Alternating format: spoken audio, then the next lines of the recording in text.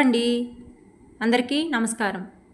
ఈరోజు మనిషి ఆలోచన అదుపు అనే సిగ్మండ్ ఫ్రాయిడ్ యొక్క నిర్వచనం గురించి తెలుసుకుందాం. సిగ్మండ్ ఫ్రాయిడ్ ప్రసిద్ధిగాంచిన మనస్తత్వ శాస్త్రవేత్త.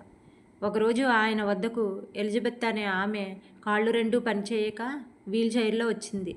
ఆమె అక్క చనిపోయి ఆమె శవం ప్రక్కనే ఉండగా ఆ షాక్లో ఆమెకు రెండు కాళ్ళు పడిపోయాయి అని ఆమె చెప్పింది.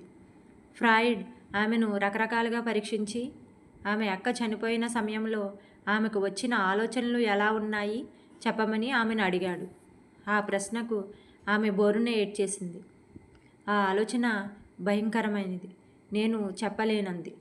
ఫ్రాయిడ్ ఆమెను ఓదార్చి, ఏ మనిషికైనా ఎటువంటి ఆలోచన అయినా రావచ్చు, అది మనిషి తప్పు కాదు, పర్వాలేదు చెప్పమని అడిగాడు.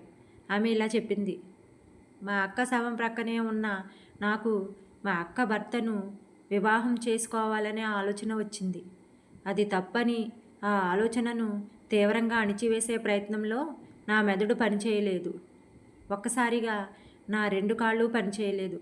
అప్పుడు ఫ్రాయిడ్ ఇలా అన్నాడు, నీ కాళ్ళు పనిచేయకపోవడానికి నీ ఆలోచన తప్పు అనే నీ మానసిక వేదనే కారణం. మనిషికి ఎటువంటి ఆలోచన అయినా ఎప్పుడైనా రావచ్చు, తప్పు కాదు. నాతో పంచుకోవడం వలన ఆ ఆవేదన పోయింది. నీ మనసు తేలికైపోయింది. ఇప్పుడు నీ మెదడు మామూలుగా పనిచేస్తుంది.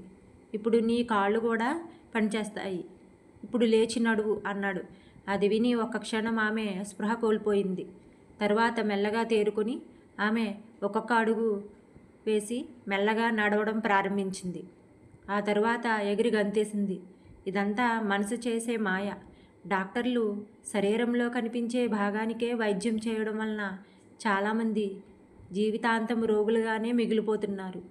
అదే సిగ్మండ్ ఫ్రాయిడ్ గొప్పతనం. నచ్చిందా అండి? నచ్చితే లైక్ చేస్తారు కదా. Thank you.